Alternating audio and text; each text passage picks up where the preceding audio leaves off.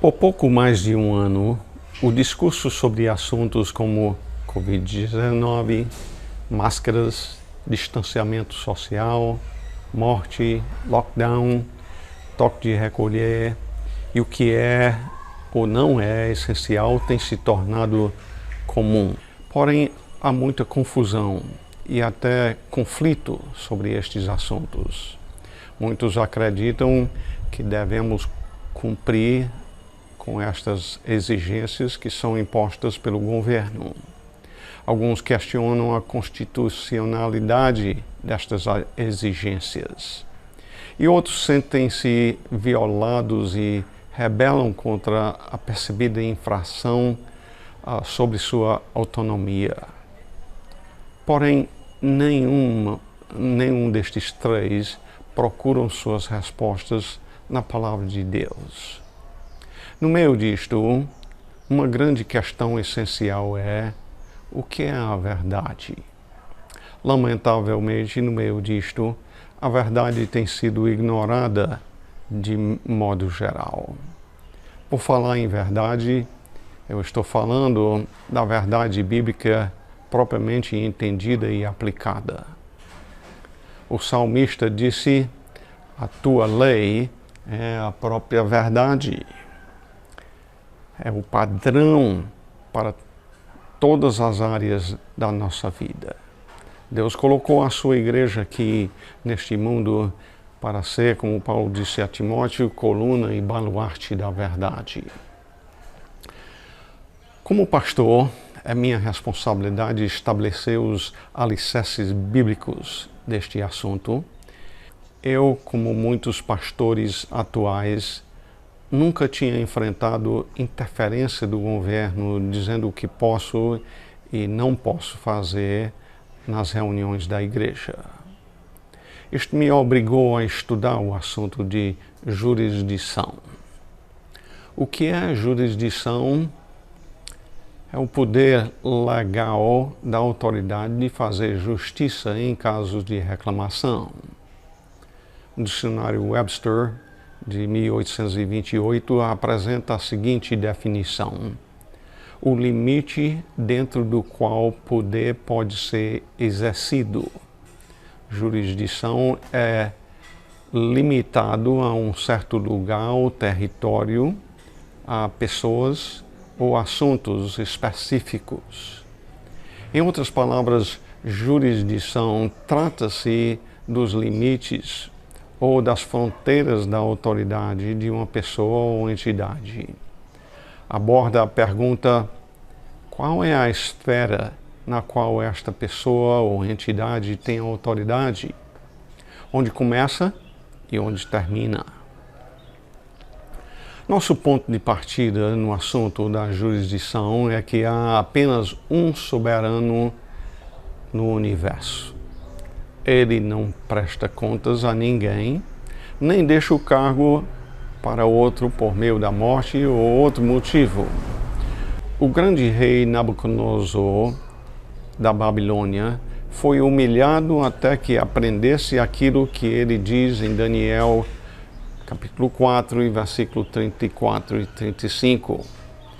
Mas ao fim daqueles dias, eu, Nabucodonosor, levantei os olhos ao céu, tornou-me a vir o entendimento, e eu bendisse o Altíssimo, e louvei e glorifiquei ao que vive para sempre, cujo domínio é sempre eterno, e cujo reino é de geração em geração.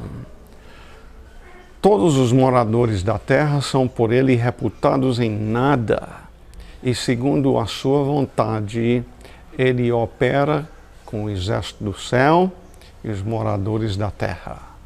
Não há quem lhe possa deter a mão, nem lhe dizer: que fazes? Este que domina eternamente é o Senhor Deus. Devemos compreender, então, que Deus é o Criador de tudo e de todos. Já que Ele é nosso Criador, Ele também é nosso soberano. Somente Ele tem o direito de estabelecer o propósito de nossa vida e como nossa vida deve ser regida. ele tem feito isto na Bíblia. Não podemos determinar autonomamente o propósito de nossa vida ou o que é certo ou errado. Semelhantemente, é importante lembrar que ele não somente criou todas as pessoas, mas ele também criou toda instituição legítima da qual todo ser humano participa. Estas instituições não são de invenção humana ou convenções humanas que podem ser redefinidos pelo homem. Para nosso bem, ele constituiu autoridades menores como ministros dele aqui na Terra para o bom funcionamento da vida aqui. Romanos 13:14 nos informa isso. Pilatos, querendo mostrar sua autoridade sobre Jesus, o advertiu em João capítulo 19, versículo 10. Não me respondes? Não sabes que tenho autoridade para te soltar e autoridade para te crucificar? Ao que Jesus responde: nenhuma autoridade terias sobre mim se de cima não te fosse dada. Vivemos num mundo onde o mal existe. Para nosso bem, o Senhor diz que as autoridades têm o dever de punirem o mal. Isto é a responsabilidade deles. Não é a opressão eles punirem o mal quando este mal é definido pelo Criador. Mesmo que muitos em nossos dias veem isto como sendo opressão. Nós é que não temos esse direito de definir o mal. É para o bem dos que praticam o bem que o mal deve ser punido. Neste estudo, examinaremos as instituições sociais que Deus criou e as autoridades que Ele estabeleceu para o bom governo destas instituições. Estas autoridades humanas não têm autoridade absoluta. A autoridade legítima que possuem é apenas a autoridade que Deus concede a elas e registradas na Bíblia. Então, avaliaremos a jurisdição de cada uma destas autoridades para vermos os limites estabelecidos por Deus, o Supremo Soberano, sobre o exercício de qualquer autoridade legítima humana. Portanto, qualquer reivindicação de autoridade que ultrapasse os limites estabelecidos por Deus é usurpação e tirania, e assim não é autoridade legítima. A primeira e mais básica instituição social que Deus criou é a família. No Jardim do Éden, antes que houvesse igreja ou governo, antes que houvesse pecado, Deus criou a família. Para o governo da família, Deus estabeleceu o marido como cabeça da esposa e os pais sobre os filhos a quem o Senhor ordena que lhes obedeçam. É da jurisdição de um pai disciplinar o seu filho quando desobedece? Sim. Em Provérbios 13 e versículo 24, entre muitas referências bíblicas, diz: o que retém a vara aborrece a seu filho, mas o que o ama cedo o disciplina. É da jurisdição de um pai matar o seu filho quando é rebelde? E aqui a resposta é não. Isto é da jurisdição do Estado.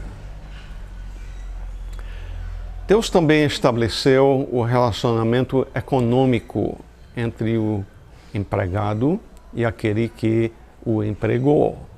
No trabalho, o funcionário recebe do Senhor a ordem de ser submisso àquele que o empregou.